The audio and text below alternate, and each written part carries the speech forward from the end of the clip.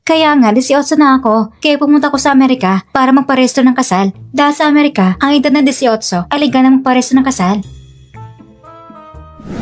Hoy, at saka yung isa pa, ang isang kapatid na babae ni Kenzo, napakasimple niya at madaling lukuhin, ginamit siya bilang resulta. Isang taon na kay Ken Juan, ginastos niya 30 milyon. Ang lalaking pagkakasalan mo, ay ang lalaking ginastosan mo ng 30 milyon. Mahal ko siya, at anak kong gastusan siya.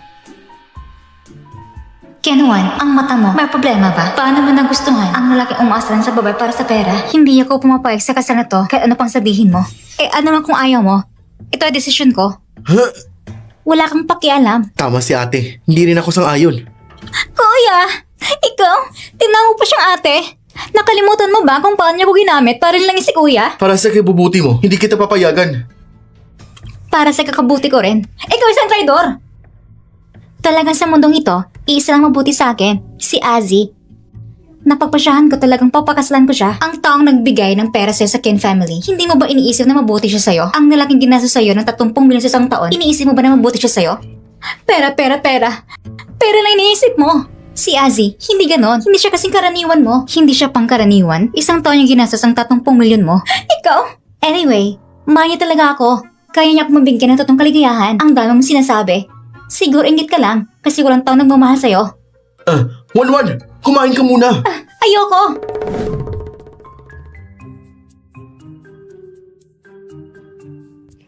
Nahanap ko na.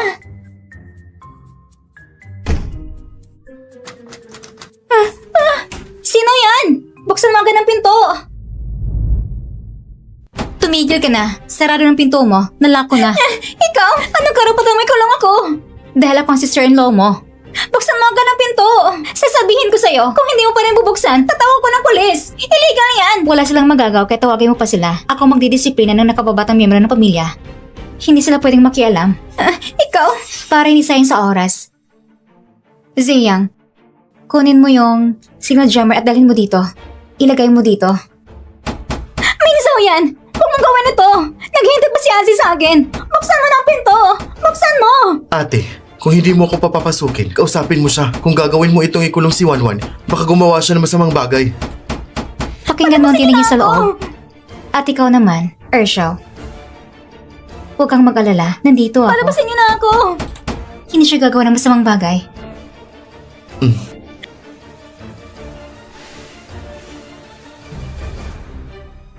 Buksan mo ang pinto! Kung gusto mong katukin mo na. Kahit masirang kamay mo, walang darating para iligtas ka. Mingzao yan! Ikaw! Bumalik at buksan mo ang pinto! Mingzao yan! Hindi mo na kailangan pumunta sa airport. Nakalak na si Ken Juan sa bahay. Naayos niya uli para sa akin ang isang problema. Sorry, ang tinatawagan mo hindi makontak. Sabi mo kukuha ka lang ng passport at lalabas. Ngayon ang tagal na. Hindi mo rin sinasagot ang telepono. Baka nagbago ka ng isip. May 50 milyon sa card na to. Kung mapapaniwala mo si Ken Juan na sumama sa'yo sa US para magpakasal, hindi lang pera sa card ang mapupunta sa'yo. Pagkatapos, kapag natapos ng lahat, magbibigay pa ako sa'yo ng 50 milyon. Walang problema.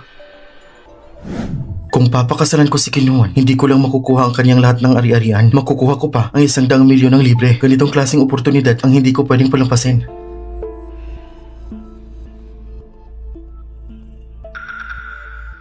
Pinagsabihan ko na, pero ayaw niya pa rin kumain. Gusto niyang magpakasal na lang. Kung ayaw niyang kumain, hayaan mo siyang magutom.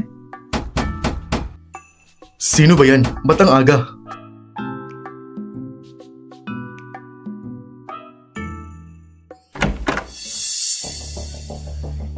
Sino ka? Kuya, ako ang boyfriend ni Wanwan, si Azzy. Huh? Ikaw ang kumuha sa kapatid kong babae papuntang US para magpakasal. Hindi pa kita pinaparusahan. Ikaw mismong lumapit, hindi ba? Kalma ka lang, hindi ko siya niloko. Seryoso ako sa kanya. Seryoso? Seryoso ka ha? Huh? Ate, Papasukin mo siya.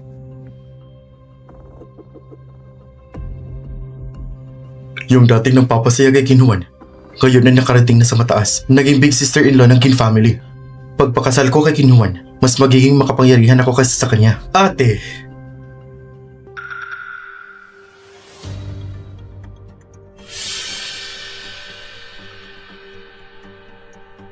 Aze, umupo ka.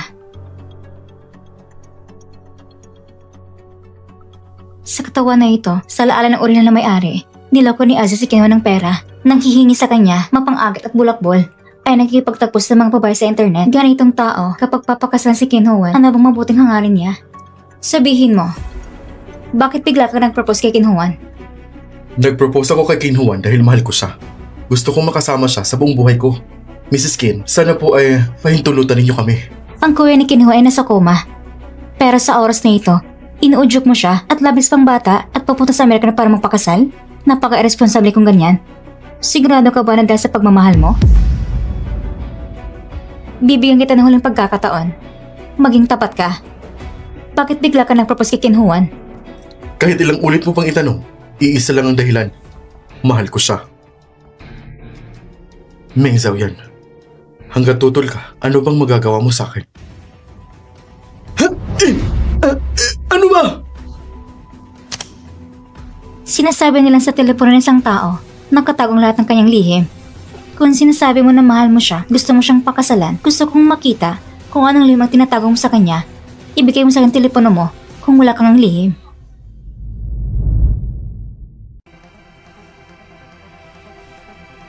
Akin yan! Aze, sigurado kong pamilya mo ay isang malaking pamilya.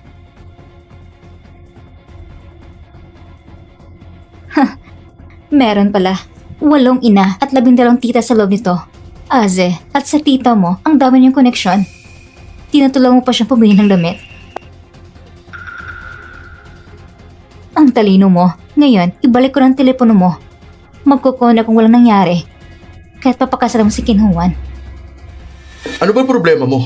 Ang alam ko, ginawa mong lahat ng paraan para makapasok sa pamilyang Kin. Pero pinaramdam sa'yo na hindi ka nila gusto. Ha? Talagang hindi ka natuwa, hindi ba? At hindi ka tinanato nila ng tama. Sigurado akong hindi ka talaga natuwa. Huwag kang mag-alala. Kapag napangasawa ko si Kinhuan, tiyak na tutulungan kita. Magkasama tayo. At ang pamilyang Kin ay pababagsakin natin. Huwag mong ipangarap ang imposible. Hindi mo talaga kayang pakasalan si Kinhuan. Hindi ko kayang pakasalan. Alam mo ba, si Kinhuan ay sabik ng magpakasal sa akin. Isang sabi ko lang sa kanya, agad siyang magpapakasal sa akin. Kinhuan?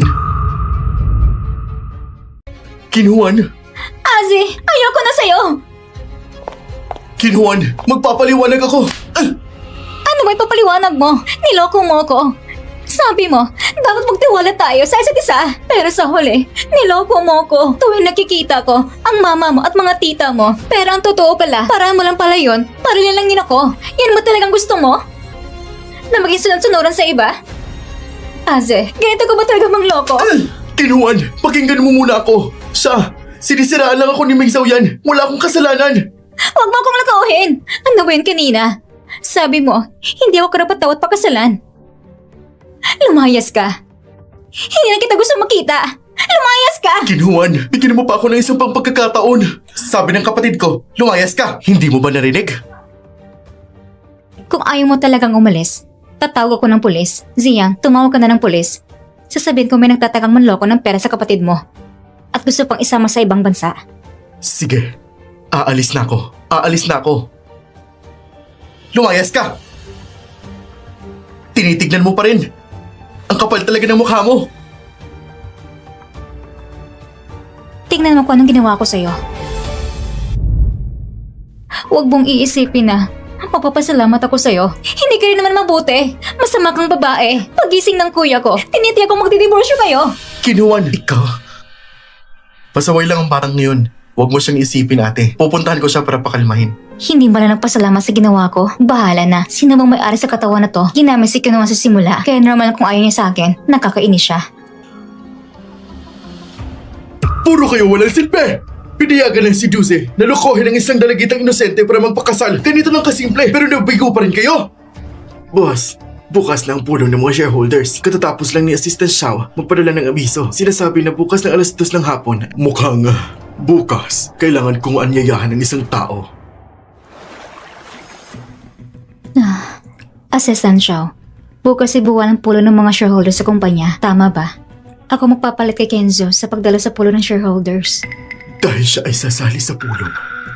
Madam, baka hindi ito angkop, hindi ba? Hindi ko ito sinasabi sa'yo. Pinapaalam ko lang, si Kenzo ay nagkasakit. Bilang asawa niya, may obligasyon akong kumatawan sa kanya sa pulong ng mga shareholders. Gusto man o hindi, kailangang pumayag ka.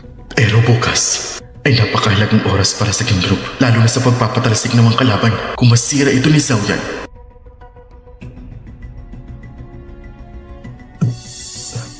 Ano? May problema ba?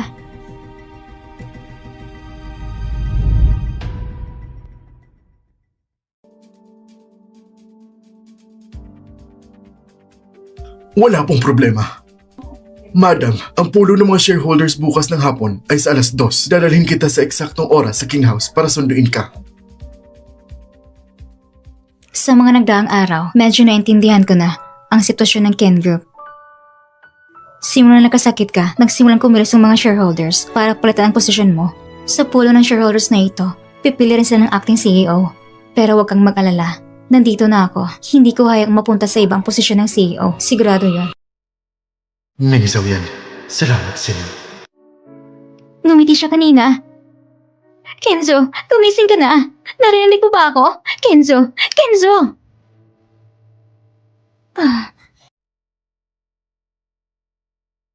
Baka maling nakita ko.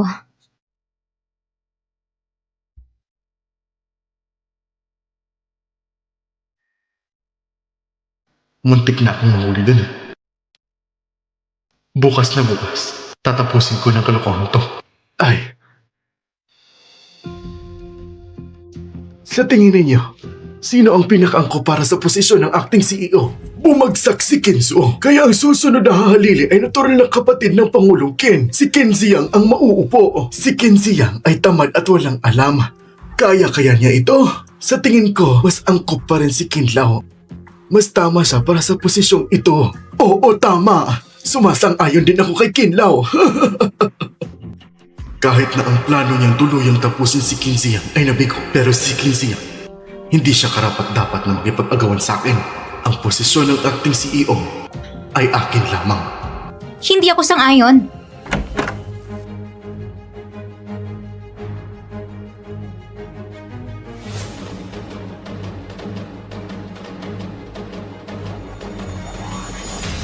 Bakit siya nandito? Pasensya na sa lahat. Pinaghintay ko kayo. Pasensya na sa lahat. Pinaghintay ko kayo. Meng Xiaoyan, ngayon ay pulo ng mga shareholders ng King Group. Anong ginagawa mo rito? Tito, si Kenzo ay nagkasakit. Bilang asawa niya, natural na akong kumakatawan sa kanya para dumalo sa pulong. Ganun ba?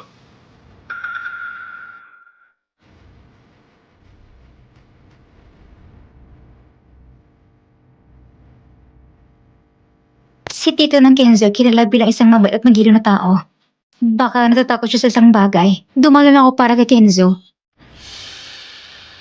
Hindi para maging CEO ng Skin Group. Bakit ka ganito namamadali na tanggihan ako? Ikaw? Ikaw? Kung wala ka nang sasabihin, Tito, at kung wala ka ng ibang opinion, pwede na ba magsimula? Bahala na. Dumating si Meng Xiaoyan at anong magagawa niya, hindi niya mapipigilan ang aking plano. Assistant Xiao, magsimula na tayo agad. Ang layunin ng pulong na ito, siguradong alam na ng mga shareholder kung ano ito.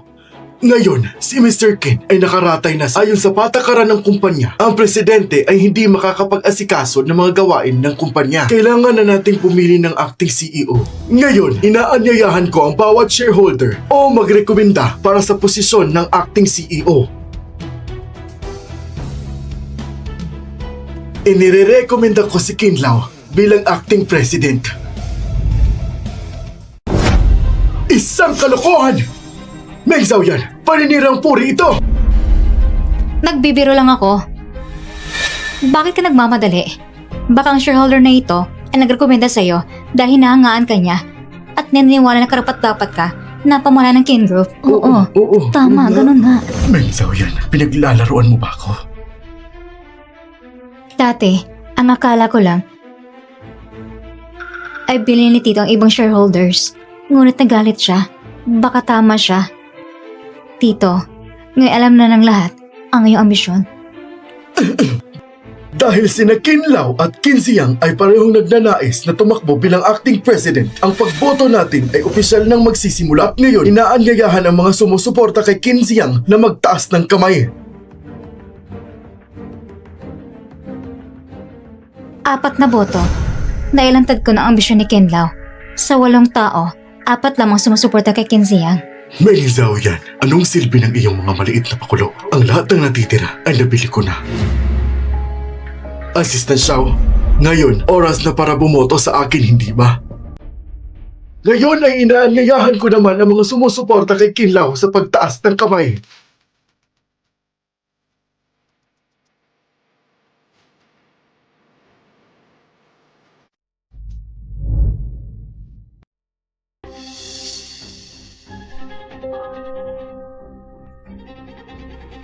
Anong nangyari? Bakit 4 lang nakuha kong boto? Susuko ako. Ibig sabihin, si Kuya si Tito ay makakapareho ng boto. Mukhang mga bumoto ay tapat sa panig ni Kinlaw. Tara, pumunta na tayo sa kumpanya. Masusunod. Mukhang wala pa rin mapipili. Hindi pa. Hindi pa tapos ang pagboto. May ibang shareholder pa na darating. At papunta na siya dito. Paano may tao pa? Sino ito? Hindi ko alam. Pasensya na.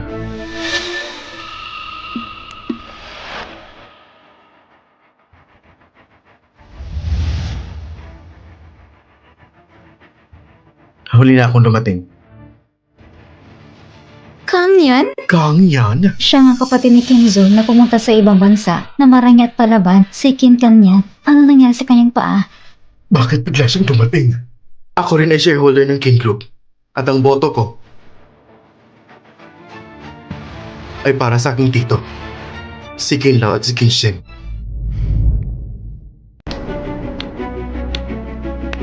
Matapos mabigo ang plano kay Kinho, gumamit ako ng peking recording at nalinlang ko si Kin Kanyan. Si Kin Siang ay nagtaksil kay Kinzo at nais agawin ang King Group. Hindi ko inakala na maniniwala siya. Meng Zhao yan. Gagawin ko ang lahat ng paghahanda. Anong laban mo sa akin? Kanyan. Bakit? Dahil niloko mo ang kuya mo. Hindi ka karapat dapat maging acting CEO ng King Group. Paano ko niloko ang kuya? Kung sinabi ni Ken Kanyan yon, siguro si Kensheng ay nagpakatang sabi-sabi, bobo ka. Lahat ng sinabi ng iba ay pinaniniwalaan mo. Ano? Anong sabi mo? Isang babaeng nagpakadalubhasa sa panlililang. Iniisip mo ba talagang ikaw ay Ken? Eh ikaw naman, kung sino man ay lumalaban sa sariling pamilya, maaari na kang tawagin pamilyang Ken. Anong karapatan mong sabihin na hindi ako Kin family? Mas karapat dapat ako maging Kin family kaysa sa kahit sino sa inyo. Kangyan, bakit mo siya pinapaliwanag pa? Tulad nga ng sabi mo, hindi siya Kin family. Wala siyang karapatan na pamahalaan ang Kin Group at ang mga bagay ng Kin family. Tama. Hindi ko na kailangan magpaliwanag. Kahit papano, ibinoto ko na ang boto ko para kay Tito. Ngayon, ang boto ni Tito ay mas marami kaysa sa kay Kin Siang. Assistant Xiao, i-anunsyo mo na ang acting CEO ng King Group. Hindi ko inakala na sa critical na oras, si Fourth Young Master ang lalabas at gugulo. Anong gagawin natin? Bakit hindi pa dumarating si Kinzo? Assistant Xiao, dapat mo nang i-anunsyo ang resulta. Ba't ka nagmamadali dito? Huh?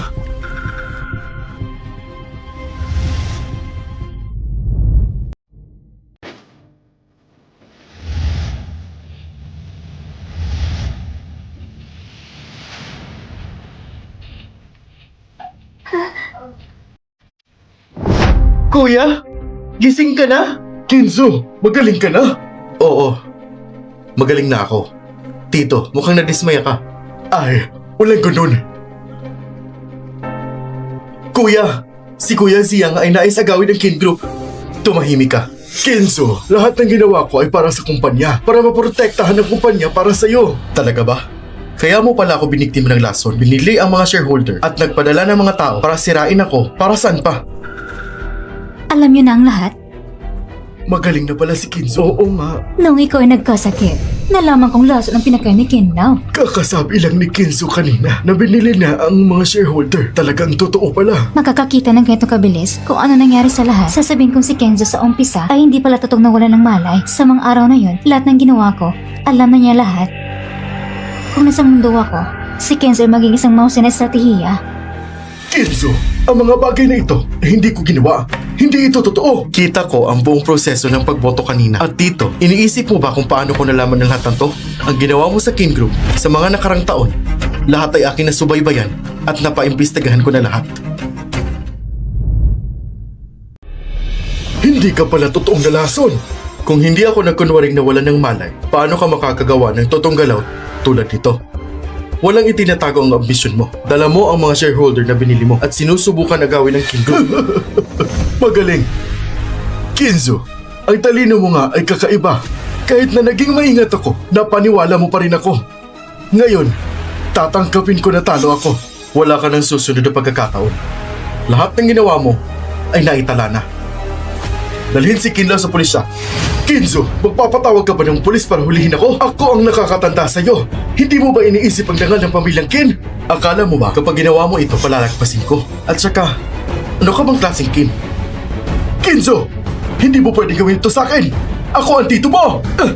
Kinzo! Kinzo, lahat tayo ay nalinlang ni Kinlaw. Tama, Kinzo. Lahat kami ay inosente. Bago ang pagboto, ang misis ko ay ipinakita ang tunay na ambisyon ni Kinlaw. Ngunit, pinili niyo pa rin na maniwala sa kanya. At ngayon, sinasabi niyo na inosente kayo para mabilis niyo akong maloko, ha? Bibigyan ko kayo ng 3 araw upang isuko ang inyong mga shares at lisanin ang Kin Group. Kung hindi, alam niyo nang gagawin ko.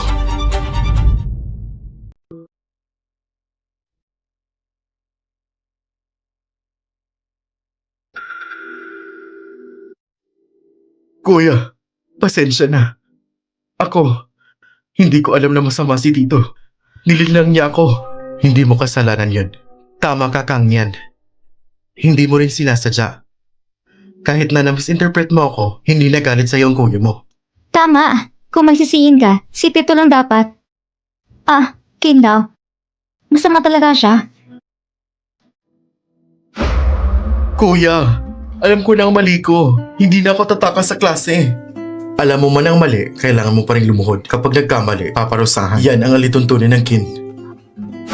Kuya, sabi mo nga, kapag nagkamali, dapat parusahan. Yan ang batas ng Kin. Pero bakit ngayon, wala nang bisa ang batas? Kinzo, may isang bagay pa na kailangan kong i-report ng pribado sa'yo. Sa study room tayo.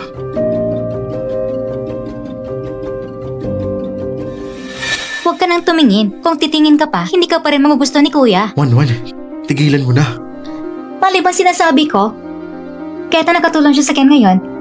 Pero, dati niyang ginawa sa Ken. At kay Kuya, ay napaya kami ng todo. Galit na galit si Kuya sa kanya. Hindi mo ba nakita? Ngayong bumalik siya, hindi nakipag-usap si Kuya sa kanya. Baka ngayon, nasa itaas siya, iniisip kung paano makipaghiwalay sa'yo. Huwag kang mag-alala para sa akin. Kahit maghiwalay kami ng Kuya mo, makakuha pa rin ako ng pera. Hindi ako malulugi. Hinitulad mo na naloko sa pera at naloko rin ng puso. Ikaw? Kumalma ka lang. Ako? Isipin mo, ang balak mong tumangkas kasama si Aza. Kung makikipag-away ka kay ate, siguradong paparusahan ka ng pamilya. Ano ka ba naman? Kaya pala, ang alituntunin ng Kin, sa akin lang nawala ang bisa.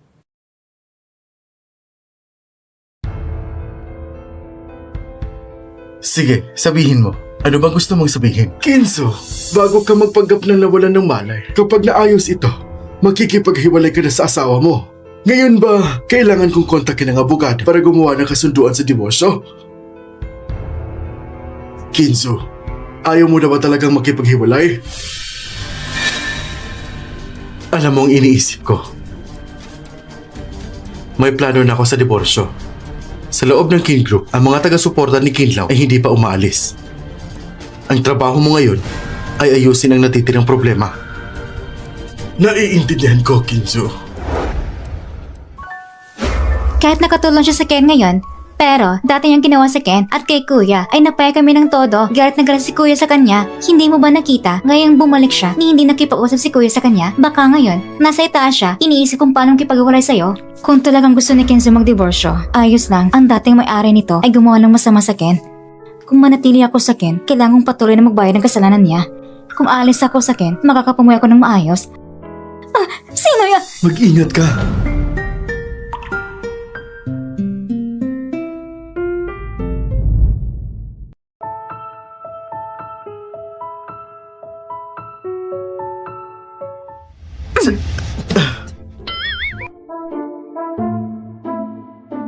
Pasensya.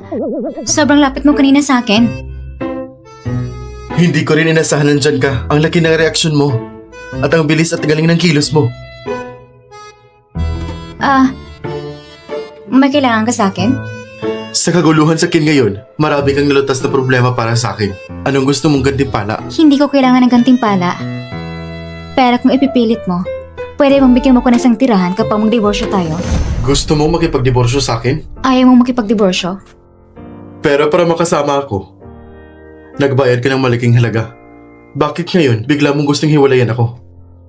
Habang ikaw ay walang malay, nagawa kong maisip ng malinaw. Ang pilit na buong ay matamis. Mas mabuti pang bitaw ang isa't isa kaysa magdusa. Ngunit habang ikaw ay walang malay, At patuloy mo pa rin akong tinatawag na asawa. At hinalikan mo pa ako. Halos nakalimutan ko na yun. sabi mo pa nga, pagod ka na bago makapasok sa Ken. Ginawa mong paraan para mapasama sa Ken. Hindi mo ito basta-basta kayang bitawan. Naintindihan ko na ngayon. Pero mahal pa rin kita sa puso ko. At kung hindi mo gusto ang diborsyo, handa para kung maging ng Ken. Mukhang antigas mo pa rin. Mengzaw yan. Bakit ka nag-aalinlangan? Oo, talaga. Pero ikaw naman, asawa ko, hindi mo ba dapat ipaliwanag sa akin ang nangyari nung walang malay ka? Sa pagitan ng mag-asawa, ang pinakamalagay tiwala. Bakit mo ko tinago? Kaya Mrs. Ken, paano mo ko paparusahan? Ang kaba na naramdaman ko nung halikan kita, nararamdaman ko muli.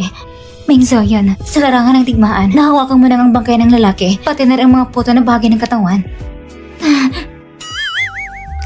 Hindi ko pa alam kung paano ka parurusahan. Mamamarkahan muna natin ito. Pero asawa ko, bakit ka masyadong mabuti sa akin ngayon? Hindi mo ba gusto ng diborsyo? Mr. Ken, hindi ba ayaw mo nang makipagdiborsyo? Paano ko naman hindi gustuhin ng diborsyo? Pero hindi pa itong tamang panahon.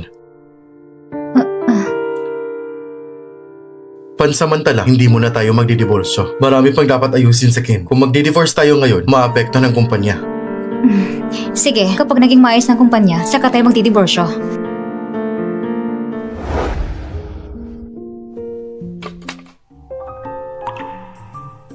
Pasensya na. Kanyan, huwag kang gagalaw. Tutulungan na kita. Hindi naman siya nawala ng chopsticks. Bakit kayo nagkaganito? Hindi naman siya nahihirapan. Bulag ka ba? Hindi mo ba nakikita na may problema sa kanyang paa? Kinuwan.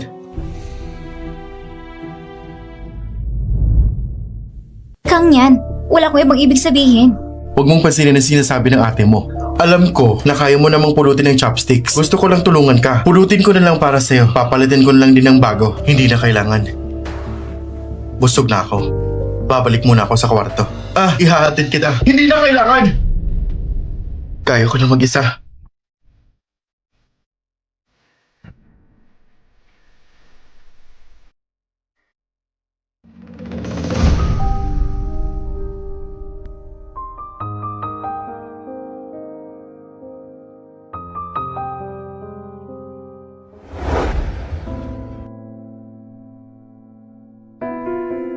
Ate, Sabihin mo nga, paano nasugatan ng panikin kanyan? Paano ito nangyari? ate, hindi ko pwedeng sabihin. At wala rin itong kalilaman sa'yo. Si Ken kanyan ay kasapi ng Ken. At ngayon, ako ang asawa ng kuya mo. Bakit hindi ko pwedeng malaman? Nakikita ko na para may pinapasan siya at lumalayo siya sa inyo. Hindi kayo masyadong nakakasundo. Paano nasugatan kanyang paa? Sabihin mo sa akin, baka maiwasan kong bigat sa loob niya. Talaga? Pero, Hindi mo ko pinaniniwalaan.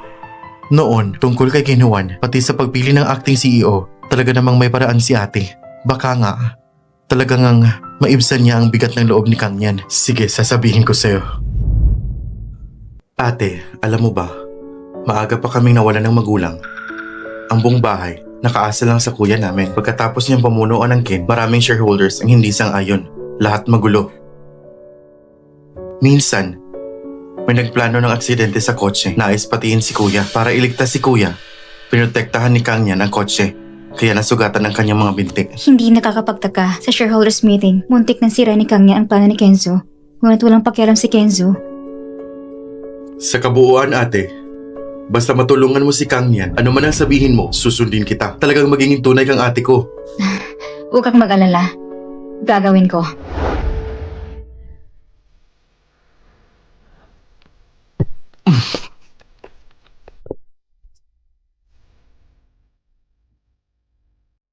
Kang Yan, paumanhin, kasalanan ko.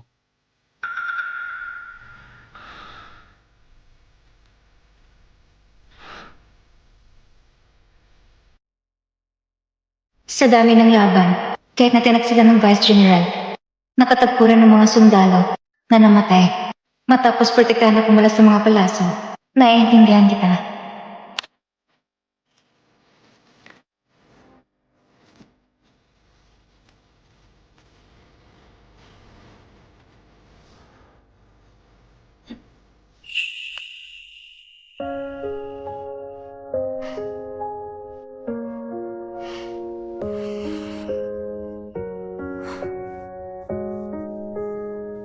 Kenzo, naiintindihan kita.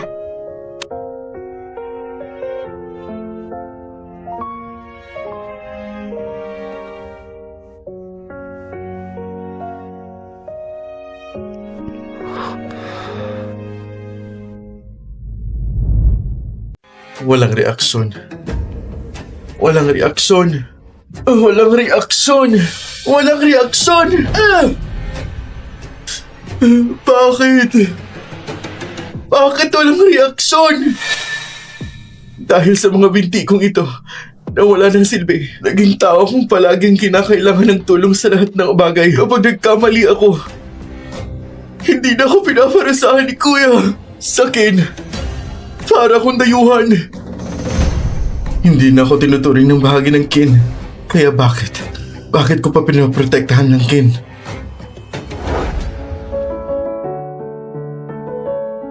Kinzo, may malaking problema tayo. May virus sa database ng kumpanya. Ay lihim ng proyekto ng Kin Group ay ninakaw. Tignan mo to! Ang virus na ito, siya ang gumawa. Kapag pinindot ang confirm key na ito, tapos na ang Kin Group. Wala nang makakaligtas.